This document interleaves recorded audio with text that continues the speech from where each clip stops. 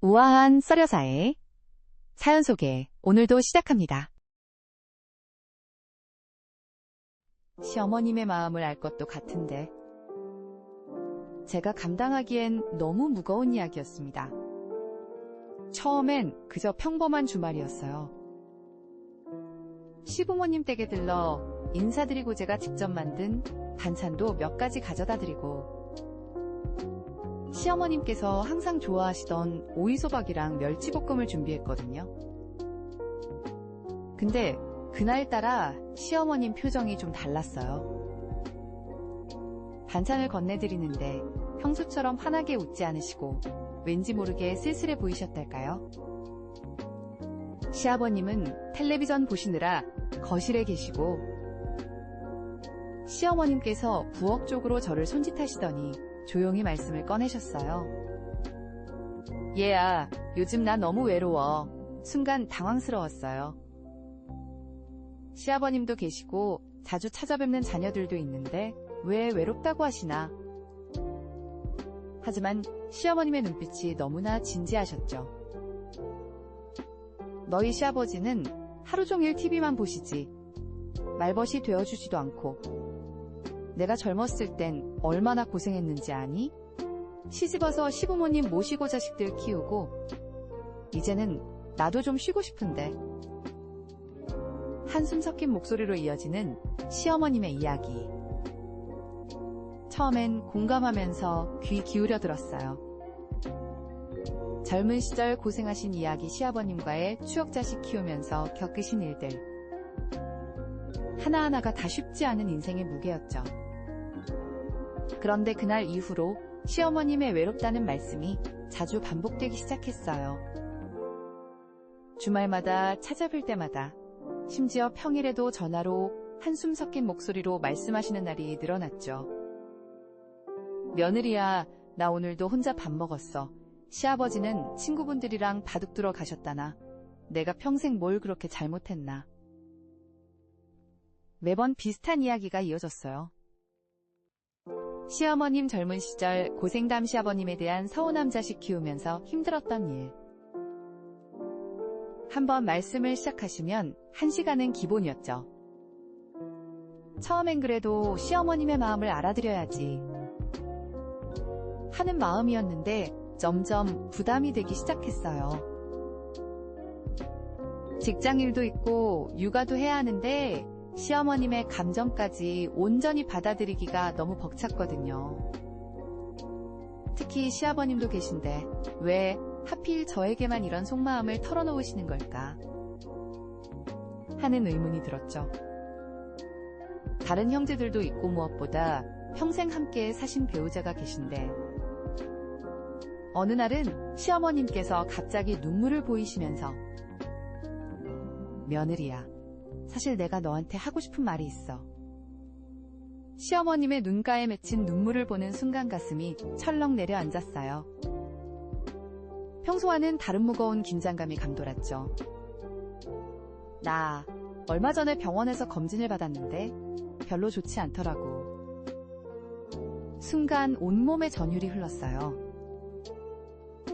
시어머님께서 그동안 왜 저를 특별히 찾으셨는지, 왜 그렇게 젊은 시절 이야기를 하고 싶어 하셨는지 모든 게 이해되는 순간이었죠. 다른 식구들한테는 아직 말하지 말아줘. 특히 시아버지는 더더욱 내가 없으면 어떡하실지. 그제서야 시어머님의 외로움이 단순한 감정이 아니었다는 걸 깨달았어요. 삶의 마지막을 준비하시는 분의 두려움이자 마지막 이야기를 나눌 사람을 찾으시는 간절함이었던 거죠. 어머님, 제가 말을 잇지 못하고 눈물만 흘렀어요. 그동안 부담스러워했던 제 모습이 너무나 부끄러워졌죠. 시어머님께서는 오히려 저를 토닥이시며 웃으셨어요. 울지 마. 나는 그저 내 마지막 이야기를 들어줄 사람이 필요했던 거야. 며느리가 내 딸 같아서, 네가 내 마음을 알아줄 것 같아서. 그 말씀에 더욱 눈물이 쏟아졌어요. 시어머님께서는 이어서 당부의 말씀을 이어가셨죠. 시아버지가 밥은 잘 챙겨 드시는지, 약은 제때 드시는지, 내가 없어도 네가 좀 살펴줬으면 해. 다른 자식들은 다들 바쁘고 네가 제일 마음 쓸 것 같아. 그때 갑자기 현관문이 열리는 소리가 들렸어요. 시아버님이 귀가하시는 소리였죠. 시어머님께서는 황급히 눈물을 훔치시며 저를 부엌 쪽으로 이끄셨어요. 얘야, 오늘 이야기는 우리 둘만의 비밀이야.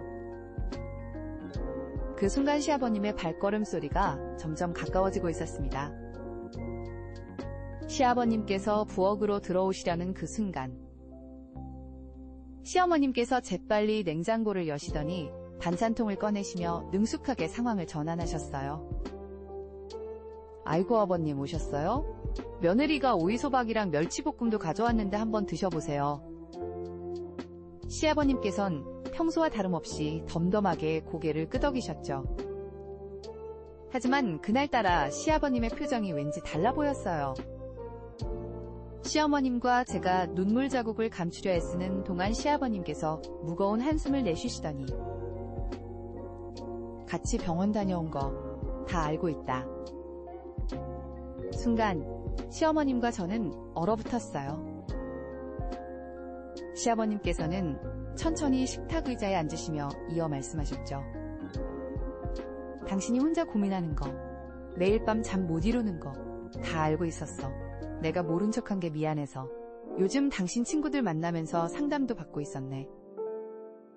시어머님의 눈에서 다시 눈물이 흘러내렸어요. 시아버님께서는 주머니에서 병원 안내문 하나를 꺼내시더니 이번 주부터 항암 치료 시작하는 거 내가 같이 가겠소. 혼자 가게 할 순 없지 않소. 그제서야 시어머님께서 참았던 울음을 터뜨리셨어요. 시아버님께서는 조용히 시어머님 곁으로 다가가 어깨를 감싸 안으셨죠. 미안하오. 내가 평소에 무뚝뚝해서 당신 마음 몰라준 것 같아 괴로웠소. 이제부턴 내가 더 챙기고 말동무도 되어줄 테니 걱정 말고 치료에만 전념하시오. 그 모습을 보며 저도 눈물이 멈추질 않았어요. 마치 오랜 시간 닫혀있던 마음의 문이 열리는 것 같았달까요? 시어머님의 치료는 쉽지 않은 과정이었지만 그 후로 두 분의 관계가 조금씩 달라지기 시작했어요. 시어머님께서 텔레비전 대신 시어머님과 대화하는 시간이 늘어났고 산책도 함께 다니시게 됐죠. 가끔 시어머님께서 제게 전화하실 때면 이제는 외로움 대신 일상의 소소한 기쁨을 나누시곤 해요. 며느리야, 오늘은 아버님이 직접 미역국을 끓여주시더라. 좀 짰지만 그래도 참 맛있더라. 시어머님의 투병 생활.